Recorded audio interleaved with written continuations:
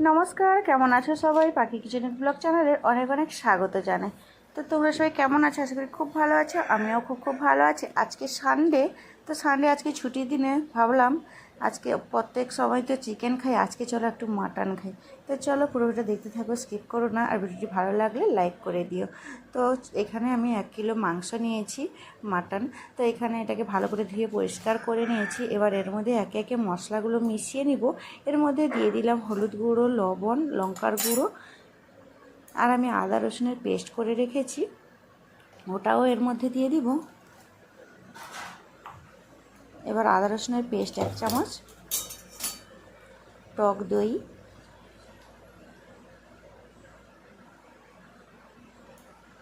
3 চামচের মতো টক দই দিলাম, ছোটো চামচের, সর্ষের তেল।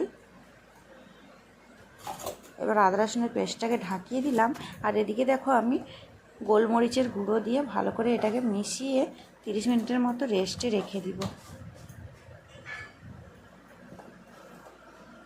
তো এগুলো সব সাইড করে নিই, ততক্ষণে আমার এগুলো পরিষ্কার হয়ে যাবে। আর হাতের কাছে জিনিস থাকলে মনে হয় এটা পড়ে যাবে, ওটা পড়ে যাবে। তো যাই হোক, দেখো এখন সরিয়ে দিয়েছি। এবার আমি ভালোভাবে মাংসটাকে ম্যারিনেট করে রেখে দিব 30 মিনিট।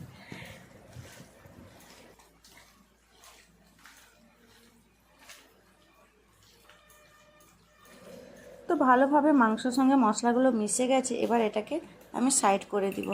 এদিকে রান্না বসানোর জন্য আমি কিছুটা আলু কেটে নিব। আর এদিকে দেখো এখানে অল্প একটু তেল দিলাম, মনে হলো তেলটা কমে গেছে। তো যাই হোক আর একটু তেল দিয়ে দিলাম। তো এবার এটাকে আমি এক সাইডে করে দিব। আর এখানে আমি মাংসের মতো আলু কেটে নিয়েছি। এবার আলুটাকে ভালো করে কেটে ধুয়ে পরিষ্কার করে নিয়েছি। এদিকে কড়াইতে সর্ষের তেল দিয়ে দিলাম। তেলটা গরম, মানে বেশি হিট হবে না। এবার এর মধ্যে আমি হলুদ গুঁড়ো, লঙ্কার গুঁড়ো দিয়ে আর লবণ দিয়ে স্বাদ মতো দিয়ে আলুটাকে ভাজতে দিব। আর আলুটা এভাবে হলুদ গুঁড়ো, লঙ্কার গুঁড়ো দিয়ে ভাজলে কি হয়, আলুর উপরে একটা সুন্দর কালার চলে আসে। তো এবার আলুগুলোকে দিয়ে এবার নাড়াচাড়া করে ভালো করে মিশিয়ে নিব তেলের সঙ্গে। বেশ ভাজাও হয়ে যাবে।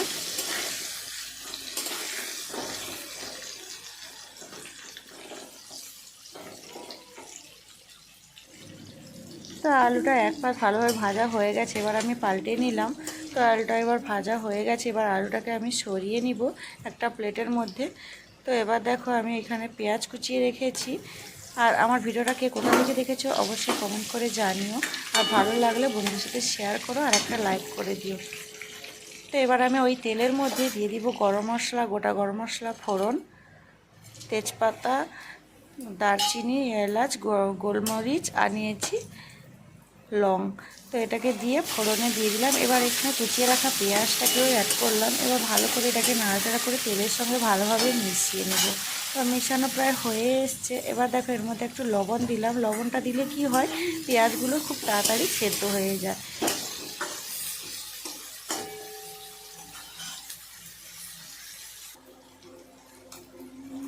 এবার পেঁয়াজগুলো ভাজা হয়ে গেছে। এর মধ্যে দিয়ে দিব আদা রসুনের পেস্ট। এবার ওটাকে দিয়েও ভালোভাবে খুন্তি দিয়ে মশলার সঙ্গে পেঁয়াজের সঙ্গে বেশ নাড়াচাড়া করে মিশিয়ে নিব।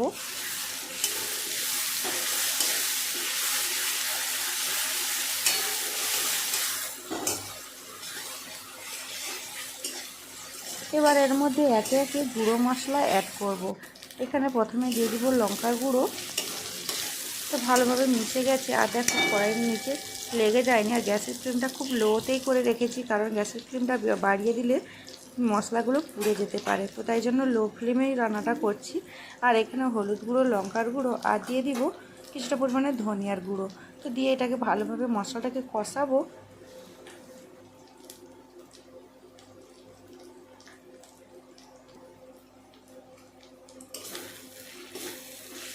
শুকনো মশলাগুলো নাড়ছিলাম। তো এর মধ্যে অল্প একটু জল দিলাম। এবার জলটাকে দিয়ে ভালোভাবে মশলার সঙ্গে কষিয়ে নিলাম। তো কষিয়ে এটাকে ভালোভাবে যতক্ষণ না জল মানে মশলা থেকে তেল ছেড়ে দিবে, জল শুকে, ততক্ষণই ভালোভাবে কষাতে হবে। তো একবার অল্প জল দিয়েছিলাম, কষানো হয়ে এসছে। আবার আর একটু জল দিয়ে ভালোভাবে কষে নিলাম। তো ভালোভাবে উপর থেকে তেলটা ছেড়ে দিয়েছে।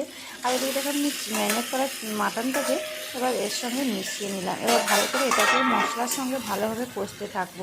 আর এই রান্নাটা প্রায় 15-20 মিনিটের মতো ভালোভাবে এরকম কষতে হবে, লো আছে। আর গ্যাসের ফ্লেমটা বাড়িয়ে দিলে মাংসের মশলাগুলো পুড়ে যাবে আর খেতে ভালো লাগবে না।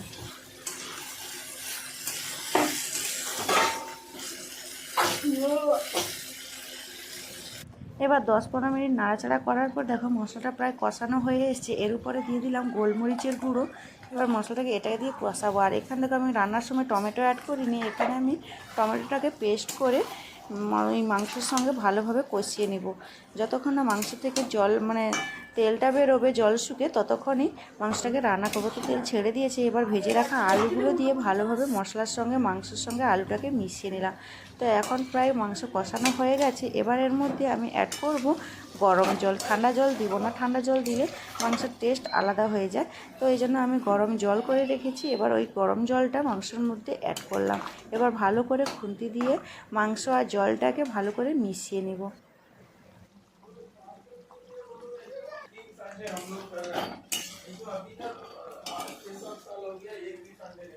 তো এখন রান্না প্রায় আমার শেষ। এখন গ্যাস বন্ধ করে দিয়েছি। এখন আমি একটা প্লেটের মধ্যে নিয়ে নিলাম। তো চলো এখন আমি ভাতটা বেড়ে দিই। তো এখন আমি এখানে ভাতটা বেড়ে দিলাম।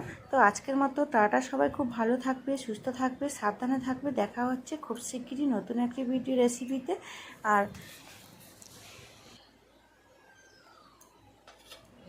তো বন্ধুরা, আজকের রান্নাটা কিন্তু দারুণ ছিল। তো আমি স্যালাড, মাংস, দই রায়তা, পাঁপড় আর ভাত। তো কেমন লাগছে কমেন্ট করে জানিও। তো আজকের মতো টাটা, দেখা হচ্ছে খুব শিগগিরই।